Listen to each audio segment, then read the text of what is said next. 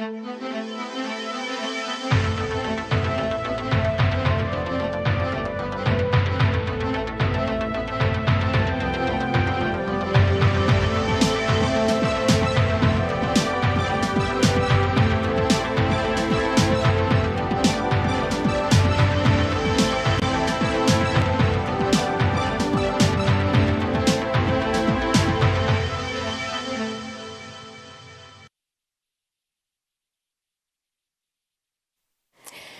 and welcome to News Now on TV360.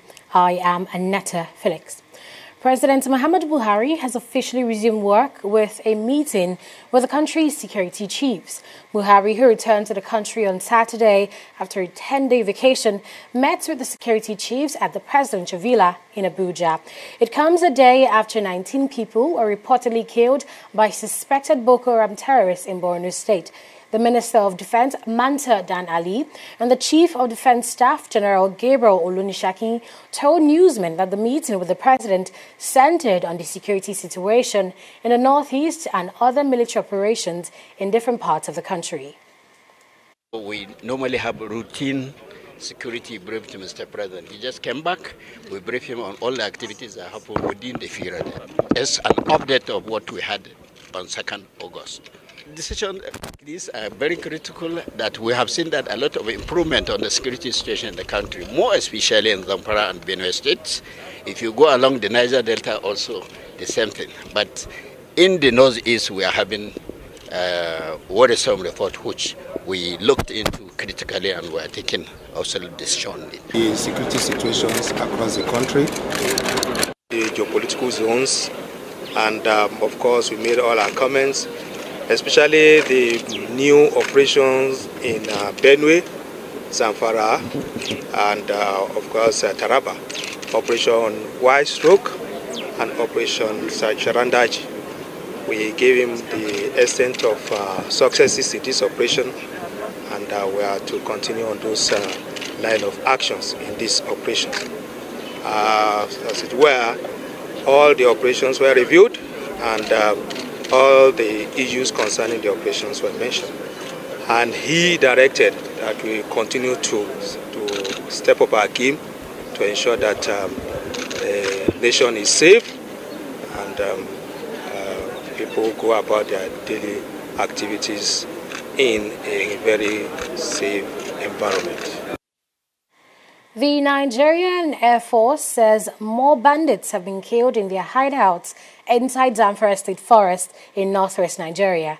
The troops have appealed to remnants of the bandits to surrender themselves and their weapons to the government authority. Spokesperson of the Air Force, Commodore Ibikunle Daramola, says the attacks against the bandits was executed based on credible intelligence and with support of ground troops in Sector 2 of Operation Charandaji. He added that a kingpin and his group of armed bandits were using an abandoned primary school in Shamashale as well as some makeshift settlement in nearby Rugu Forest in the eastern part of Zamfara State as basis for the operations. A security analyst is advising the Nigerian government to work towards establishing a cashless economy to boost its chances of defeating terrorist sect Boko Haram.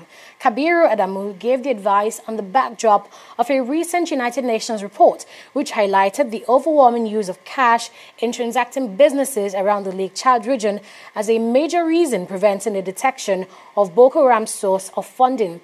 Adamu says the establishment of a cashless economy will help the Nigerian government trace funds and curb the activities of the sect. If you recall that from the from the Obasanjo administration actually into the Jonathan and now the Buhari government, the talk is about reducing our cash-based economy, having a cashless economy. And what this report is saying is that it is this cash-based economy that is allowing these groups to raise funding through all the means it has mentioned. Even though the Nigerian government sort of realizes this, for some odd reason it's not paying emphasis, so only lip service to the introduction of a cashless economy. If it has given prominence to this cashless economy, perhaps the funding avenues of this group would have been blocked by now.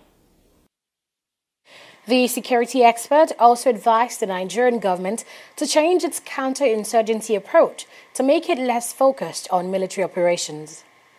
For me, the biggest revelation of that report is the fact that our overemphasis on the military component of the counterinsurgency campaign. We've always mentioned this to the Nigerian government, that they are overemphasizing that military component. There are other very important components that should be looked at. And this report has actually brought that out clearly. So two things that are very important, well three. Block the funding, stop recruitment, and then win the hearts and minds of the people in the local community. None of this is a military approach. All of these are under what we call countering violent extremism.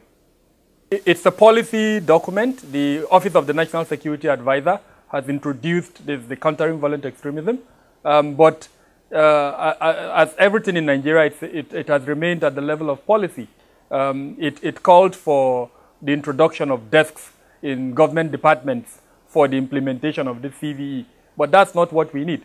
We need an approach that is grassroots-based, where the people, especially of Borno and Adamawa, Yobe, and the general Lake Chad area, feel and own this movement so that they embrace this CVE approach. And then, like I said, once you're able to do the three things, then these groups will die a natural death. Yet another body has been recovered from a 4-story building which collapsed in Jabi, Abuja, the Nigerian capital, on Friday. The body was recovered during the ongoing evacuation of debris from the site on Monday. The Federal Capital Territory Administration and the National Emergency Management Agency had on Saturday ended the rescue operation at the site after 6 persons and 1 dead body were evacuated from the building on Friday. But relatives of the victims had protested the decision of the government, insisting that about 18 workers were still trapped under the rubble. 3 days after the collapse of the 4-story structure, rescuers discovered a decomposing body underneath the rubble. Now, it is the first body that will be discovered after last Friday's operation. The body is that of a male in the mid-30s and is already decomposing. Now, for those who are still looking for their relative loved ones, the situation is best imagined than experienced. This young man wept uncontrollably as he identified the decomposing body as that of his brother. In the process of clearing the debris, we were able to notice a foot of one of the victims. And that's why we are still here. We were able to bring him out, and he has been taken to the mortuary now in Asokoro Hospital. So we have hope that in the process of clearing more debris, maybe we'll be able to discover some more bodies. Professionals in the building sector are yet to come to the conclusion of what might be the cause of this collapse. But preliminary investigation is pointing towards the direction of substandard building materials used. Yes. How soon will the rescue operation end? The rescue cannot wind up finally until we're able to find the last person that is underneath. This is the third big structure that will collapse in Jabi area of Abuja in the last 5 years. From Abuja, Tunji Oye, TV360 News. Sokoto State Governor Aminu Tambuwal says he is competent to contest the 2019 presidential elections. According to a statement on the state Twitter handle, Tambuwal said, quote, "If I wanted to, and if the presidency is why Ahmed Tinubu thinks I defected, I could contest with President Buhari under the APC. I have what it takes to contest with Mr. President." End of quote. Mr. Tambuwal was obviously reacting to a statement issued by national leader of the All Progressives Congress, Bola Tinubu. Tinubu had described the defection of the Sokoto State Governor to the People's Democratic Party as a move to contest the presidency on the party's automatic ticket, adding that Minister Tambuwal lacked the courage to take on President Buhari for the APC's presidential ticket. On the federal level, the Nigerian government has accused Senate President Bukola Saraki of deliberately delaying the presentation of the 2019 election budget. The accusations by presidential spokesman Garba Shehu is the latest in a series of counter-accusations between the presidency and Saraki, since the Senate President defected to the opposition PDP from the APC. The INEC budget for 2019 elections was submitted last month by Buhari to the National Assembly, and the budget is yet to be passed by the lawmakers amidst allegations that INEC had submitted the budget to the presidency since February. In his response to the latest accusation, Saraki has accused the presidency of lacking foresight. A political analyst has been speaking on how the Independent National Electoral Commission can deregister political parties. Jide Ojo explains that with the 2018 electoral amendments, INEC is empowered to deregister parties if they do not meet certain criteria in the 2019 polls. Arising from the constitutional amendments that was assented to by the President on June 8, 2018, the Independent National Electoral Commission is now at liberty to deregister political parties. So we now have a constitutional provision that empowers INEC to deregister political parties. Unlike what INEC tried to do arising from the 2011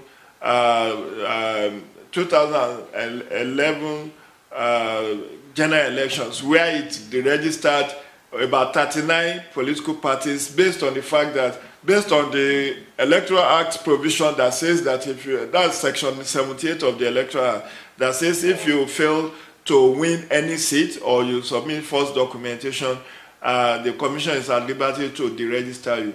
But some political parties went to court and got favorable court injunctions or court judgment restraining INEC from registering them or asking INEC to actually re-enlist them. So that's why we came back to the 68. Ojo also commented on the recent requests by some political parties for the Nigerian Senate to be granted funds for sensitization programs. I believe that they will not be averse to giving some funding support to political parties that are serious and who can be accountable for whatever funding is given to them. But not to say you are giving funds for administrative purposes of paying for office rent, paying staff of your political parties, because for me, it makes the parties to be very lazy and to be uncreative in the you know, there are 5 different bases by which you can make money as a registered political parties. One is your, according to political finance manual or handbook, you can make money from membership registration fees. You can make money from investment of your political parties. You can make money from fundraisers. You understand? All these are legitimate sources of making money for political parties. One of the ranking senators in the Nigerian Senate, Senator Abdullahi Adamu, has called for a forensic audit of the budgetary allocations to the National Assembly. Adamu made the call while speaking with journalists in Abuja. He said the call became necessary in view of the refusal of the President of the Senate, Bukola Saraki, to step down after defecting from the All Progressives Congress to join the People's Democratic Party. He also told reporters that Saraki's insistence on retaining his seat after defecting from the ruling party was evidence that he had something to hide. The Lagos State government has announced the dates for the temporary closure of the 3rd mainland bridge.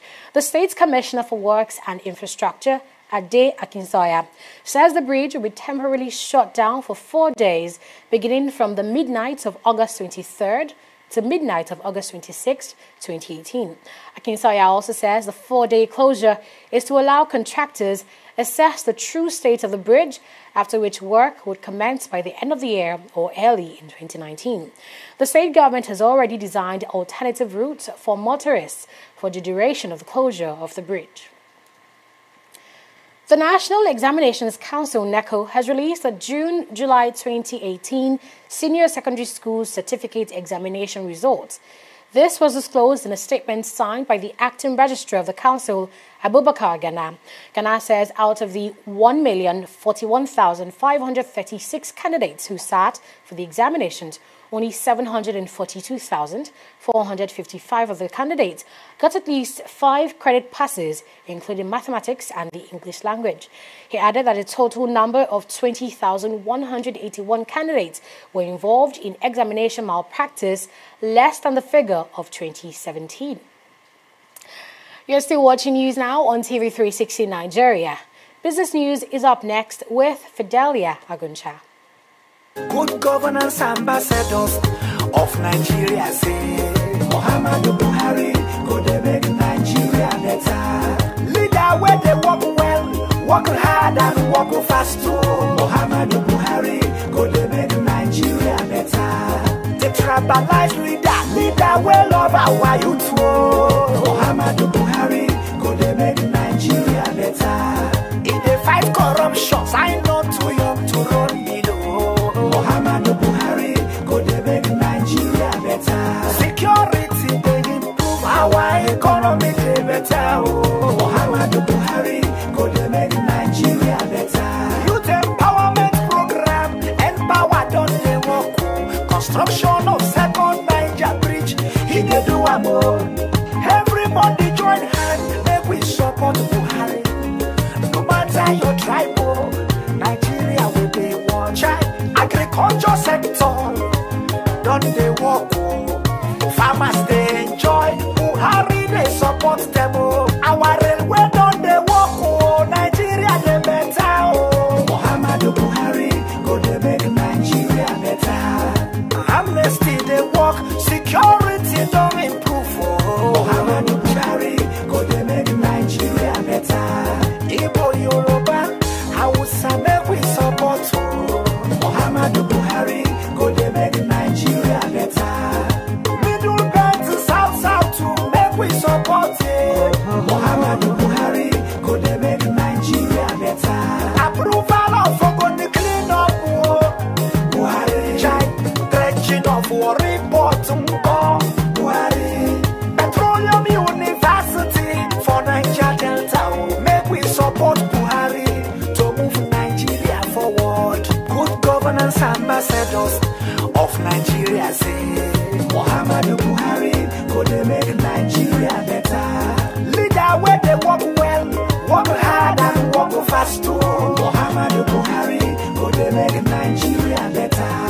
The tribalized leader where love our youth too. Muhammadu Buhari go dey make Nigeria better. In the fight corruption, I know too young to run below. Muhammadu Buhari go dey make Nigeria better. Security they improve our economy dey better. Muhammadu Buhari go dey make Nigeria better. This message is from Good Governance Ambassadors of Nigeria, Kuga.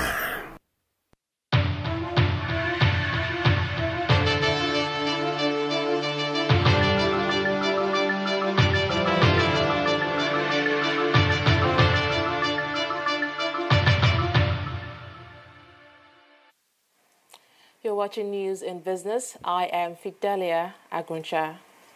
A business analyst has been speaking on how the recent US-China trade war may likely have a positive effect on Nigeria. Muda Yusuf, the Director General of the Lagos Chamber of Commerce and Industry, disclosed this in an interview with our correspondent. He says the trade dispute presents Africa's largest economy with some unique opportunities. Take a listen. The first benefit I see in it is the fact that the Chinese currency is getting weaker. And once the currency of your exporting country is getting weaker, it's an advantage to the importing country. So that means the average dollar we use to import from China will give us more value than before. That's an advantage. A possible advantage is if we are able to create the environment for the relocation of some investment from China to Nigeria. Nigeria doesn't have any, it's not attracting any sanction or tariff imposition from the United States for now. So it is easy to export from Nigeria to the United States to fill some of the gaps that have been created by the sanction. So first, there may be relocation of investors. If we create the environment, investors can come here, set up, and export to the United States. then there is also the opportunities for Nigerian exporters to the United States, because already the tariff, both on the Chinese products and on the Turkish products, we create some gaps in the United States in terms of supply. Prices will go up, and that could create an opportunity for us in Nigeria. Already, the Chinese currency is weakening because of this trade war. And the implication of that is that it will now be cheaper to import from China because of the weakening of their currency. So that is an advantage to countries that import from China. For instance, in Nigeria, we do a lot of import from China. Similar thing is happening even with Turkey. Turkish currency has, weakened by almost 30% because of this trade war. Because as the trade war hits these two economies, their exports declines. And once your export drops, your currency is likely to weaken. So weakening of the currency is to the advantage of some of us that import a lot from China. Oil prices dipped on Monday as concerns over slowing economic growth weighed on markets. Brent crude oil futures were at $71.78 a barrel, while U.S. crude futures were down by 4 cents at $65.87 a barrel. The U.S. government has introduced financial sanctions against Iran, which will also target the country's petroleum sector, with traders saying this could have an impact on prices. Iran produced around 3.65 million barrels per day of crude in July, making it the third biggest producer within the organization of the petroleum exporting countries OPEC, behind Saudi Arabia. The Nigeria Stock Exchange closed today with a 1.71 decline in the all-share index, which stood at 34,663.48 basis points, while the market capitalization stood at 12.654 trillion naira. It was a bad day for Nigeria brewers, Unilever, Guarantee Trust Bank, and PZ Cussons, as their shares crashed by 2.91, 4.55, 2.76 and 7.12% respectively. Meanwhile, the gainers chart was dominated by Dangote Cement, followed closely by Air Service, Stanbic IBTC, and Cadbury. It was, however, a swell day for the banking sector, with UVA, Zenith, Access, and Skybank dominating the top traders chart. In summary, a volume of 220.495 million shares worth over 3.187 billion naira were transacted in 3,054 deals.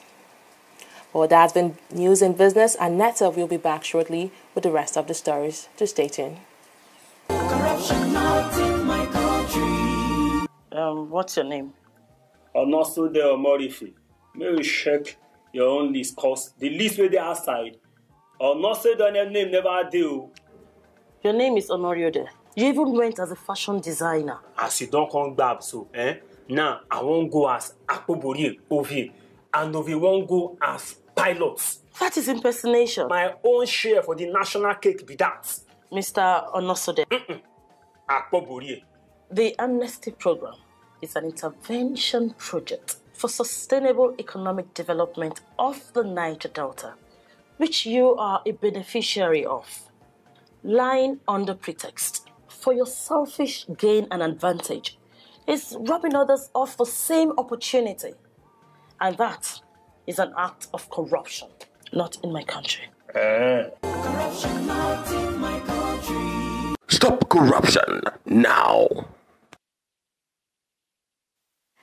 Mali's Constitutional Court has declared Ibrahim Boubacar Keita as president. The 73-year-old had won elections that his opponent, former Minister Samali Sise, said was marred by fraud. Keita was victor in a runoff on August 12 that gave him 67.16% of the vote. Keita will begin his second 5-year term on September 4th. A South African commission charged started its first public hearings on Monday in Johannesburg to probe allegations of widespread corruption under the government of former President Jacob Zuma. The commission will investigate whether Zuma and his allies and a wealthy business family, the Guptas, tried to influence the hiring and firing of government officials, among other allegations. The body was established in January by Zuma just weeks before he was forced to resign in disgrace by his own party, the African National Congress, ANC. In sports, the federal government has announced its recognition of the Amaju Pinnick-led executive as the authentic leadership of the Nigerian Football Federation. In a tweet, Laolu Akonde, special assistant to the vice president, Yemi Oshimbajo, said the government had already informed FIFA of the decision. The leadership tussle with the NFF had taken a major twist when Chris Giwa took control of the NFF secretariat after the sports minister, Solomon Dalong, directed the Football Federation to comply with the Supreme Court ruling of April 27, 2018. Leicester City midfielder Wilfred Ndidi has signed a new contract that will keep him at the King Power Stadium until 2024. Nigerian international Ndidi joined Leicester from Belgian side Genk in the 2016-2017 season and has made 52 Premier League starts to establish himself as a key member of the team. The tough-tackling midfielder was voted Leicester's Young Player of the Year in the past 2 seasons. Novak Djokovic ended a career-long jinx, lifting the trophy in Cincinnati at last to complete a match set of Masters 1000 titles. Djokovic, who came up empty in 5 prior Cincinnati finals, defeated 7-time winner Roger Federer 6-4, 6-4 in the final. The former world #1 became the first man ever to win all 9 of the ATP's Masters 1000 events in the Elite Series current configuration. Federer, meanwhile, lost the final in the hard-court US Open tune-up for the first time. And you're now up to date with the latest news around the world. Thanks for watching.